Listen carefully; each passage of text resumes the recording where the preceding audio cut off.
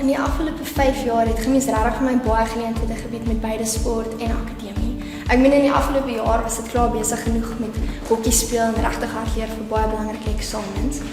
En dit was regtig baie besig, maar Chemie het verseker dat mens 'n balans kon hê tussen albei. Ons het goed beplan deur die jaar, ons daar het gewerk en in wiskunde het meneer Dawie ons ook geleer om actually ou vrae te gaan uitwerk om te sien hoe hulle goed vra in eksamens sodat jy kan voorbereid wees vir eksamens. En wat ek ook gelike het van Chemie is elke dag harde werk. So daar is nie tyd vir rus nie, want ek meen as ons nou by die eksamen kom is alles gemaklik. So dit was vir ons 'n baie groot voordeel om onderwysers van Chemie te hê as ons mense wat ons actually lei. So ek sal sê lewenswetenskappe was verseker vir my die moeilikste vak uit al die ander vakke. Ons het wel uitstekende onderwysers in gimnasiums soos Juffrou Handley en Juffrou Susan en hulle het regtig die verskil gemaak.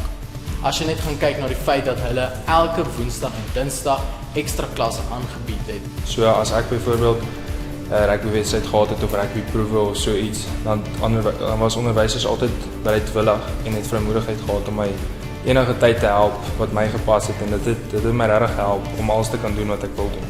Hulle neem in ag wat soort vasstel ons in die week skryf en wat soort sportaktiwiteite ons in daardie week het. Die skool leer 'n mens ook van selfontwikkeling en groei deur betrokke te raak by buitemuurse aktiwiteite.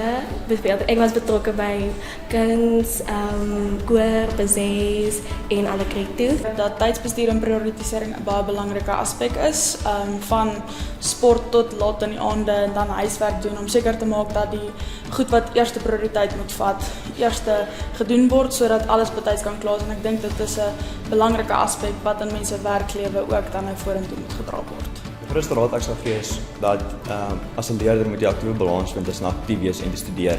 Om heeldag net sit en leer put jou buitelik, geestelik en emosioneel uit en soms is dit beter om 'n halfuur breek te vat, 'n bietjie in die tuin te gaan rondloop en brein 'n kans te gee om te herstel en vars hiersof te gee. By Chemie het ek regtig my liefde vir wiskunde ontwikkel.